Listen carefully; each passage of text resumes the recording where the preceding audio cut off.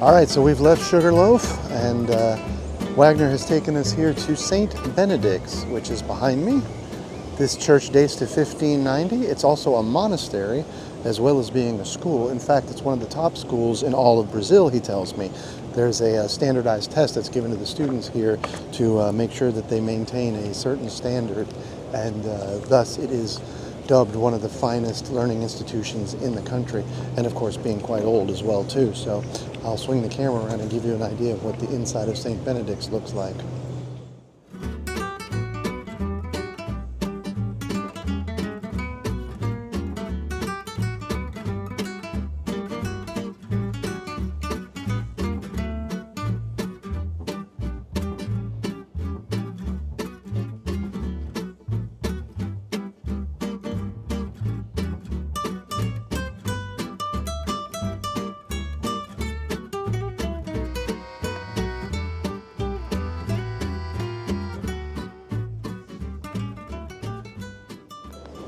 So that was St. Benedict's, and that was really interesting. You'll see that from the video, the interior of the church there, because it was unlike any church that I have been in recent memory. In fact, walking into that church was more like, it gave you the feel of walking into like a temple in Asia, as opposed to a Christian church, with all of the dark woods and the heavy gold gilt, and there were no white walls anywhere to be seen, and a lot less of the marble and the granites and the stonework that you're used to seeing. Instead, it was all woodwork painted in gold and other different colors. But that was quite an interior for a church. The exterior is pretty interesting as well too. You can see the two bell towers up above me there, and this place is on a hill right up above downtown Rio. I mean, there's some tall skyscrapers around over to this side. You can see them over there, big tall buildings right behind us. And we're only about, I don't know, maybe 2 or 3 blocks it looked like from where we turn off to go to the ship and the port. The port here is right in downtown. It is right in downtown Rio. And it is on an area of land that has all been reclaimed by the city. So they built all of the area around there up from what used to be beaches. They put in a light rail system that was apparently implemented after the Olympics a few years back, and the entire area is in sort of a state of resurgence, as it were. In addition to being a boys' school, it's a boys-only school. This is also a monastery as well, and I am guessing that this gentleman right here is one of the namesake monks, probably the founder of the order. So Wagner's been kind enough to bring us down to the bohemian neighborhood called Lapa here in Rio. Street parties going on down here, as well as some local music here. I'll swing this around so you can get a look here.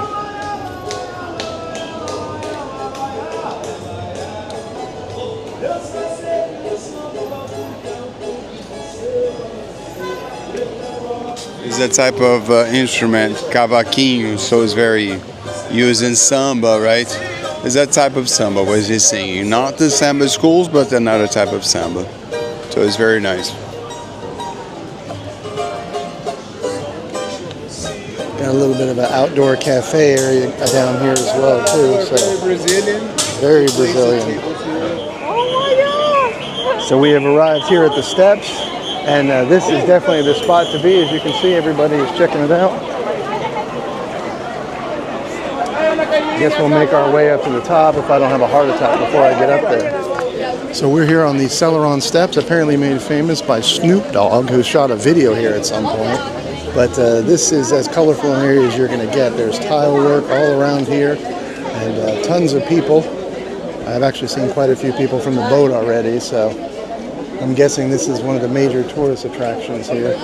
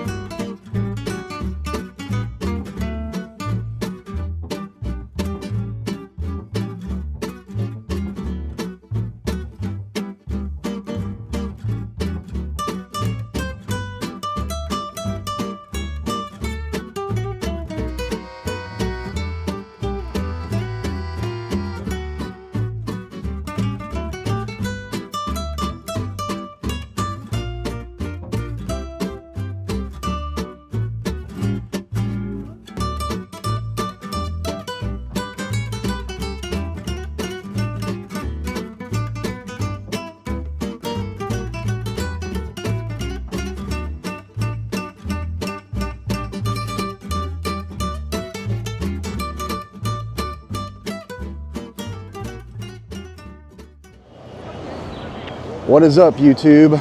Day 2, Rio de Janeiro finds us down at the waterfront, right near the boat. We're actually near the port here. We're next to the light rail that they've installed. This apparently was done at the Olympics. And we're going to walk over to the museum over here. Right up on the hill over here above us is St. Benedicts, where we went yesterday with Wagner. And in front of us here, there's a little bit of a open market that's popped up here today.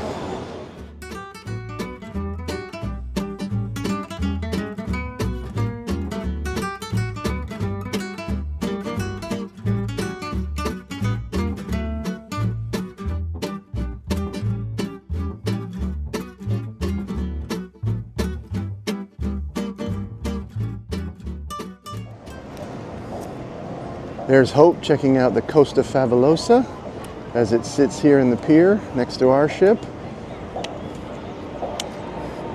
So we're 3 ships deep today, and apparently there's room for even more. The pier itself goes on behind our ship for quite a ways. So he told me that sometimes there can be 4 ships here, or 5 even, I believe.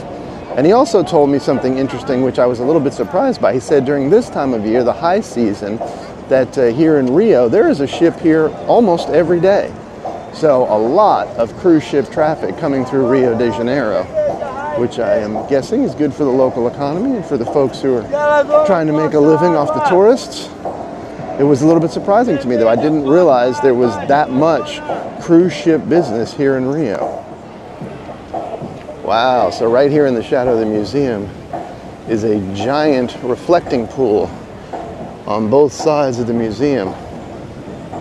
It's really quite large. I'd say this thing is probably almost as long as half a football field, maybe longer than that even.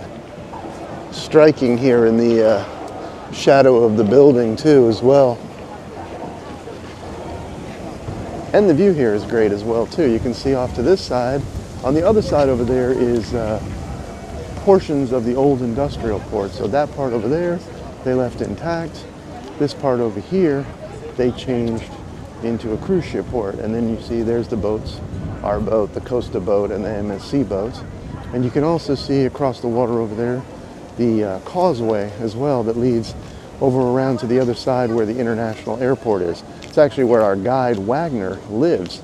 Told us he has a little apartment over there on the other side right near the international airport.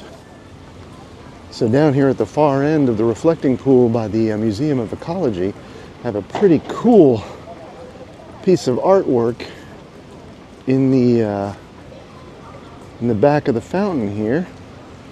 Looks like a giant silver snowflake almost. It's pretty striking. And this area back here is a great place for photographs and pictures. You really have a sweeping view of the horizon and the city of Rio back here, as well as the causeway and some of the ships in the distance. This is definitely a great place to take your Instagram photos. And the museum itself is not a bad backdrop either. I mean, this is an interesting looking building. You know, whether you like it or hate it, it's still something interesting and something that you certainly don't see every day. It looks almost like a spaceship kind of landed here in the harbor. I'm not sure what the architect's inspiration was, but again, a striking looking building. Apparently it's a popular spot for locals to fish here as well, out on the end of this peninsula where the museum is. Seen a lot of people out here with their poles and their coolers. Not sure what it is exactly they're fishing for, but I haven't seen anybody pull anything out yet, so I'm not sure it's the greatest area either to do that. But this gentleman over here behind me, he's got 5 or 6 poles going right here. So I also noticed out in the harbor some fishing buoys as well. So people have dropped their lines out there, left their buoy out there, and are going to come back probably in the evening and pick them up and see what, if anything, they've been able to catch. So there was a lot of talk before we arrived in Brazil about safety, not just from the folks on the cruise, but even from the cruise ship itself. Papers that were put under the door advising us to be mindful and things like that. And certainly you want to be. In any big city, anywhere in the world, I don't care where you are, it's always a good idea to have your head on a swivel and to be on the lookout for, danger and things that you might run across. But I have to say, being in Rio, yesterday we were with a guide, today we were not, and I have to say, overall, I have not felt threatened in any way. I haven't felt in any danger. There are tourists and locals everywhere around town.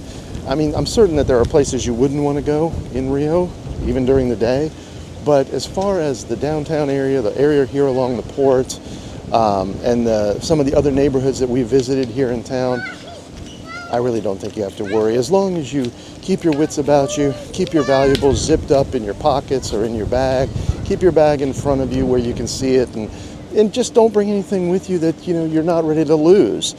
I think you'd be perfectly fine here and wouldn't have anything to worry about. Just keep the jewelry and the fancy watches at home and come out and enjoy yourself, and don't worry too much about things like that. So as we're making our way back to the ship here, I wanted to sort of point out or highlight this sort of renaissance that's going on along the pier front down here. These buildings here, these large reddish buildings with the orange trim, are the repurposed warehouses that have been turned into the cruise ship terminals now. And across the street over here on the opposite side, you will see these buildings. Now that one there with the large open door in the center is a cafe and restaurant that has opened along the pier front here. And next to it, these buildings, all of these buildings along here, have apparently been taken over by the government and are going to be repurposed for a oceanside tourist area, both for shopping, dining, just anything you can think of. I'm sure up above they'll put in some hotel rooms as well. But the entire area is in the midst of a renaissance, as it were. And some of these buildings are actually quite nice. The white one there in the center next to the picture of the woman's face in graffiti, that one is, those are both just facades. The building in behind is pretty much gone, but they are going to be rebuilt. Wagner told us that there are plans in place to do that all along the area down along the pier here. So in a few years you come here and this area will be far more lively than it even is now.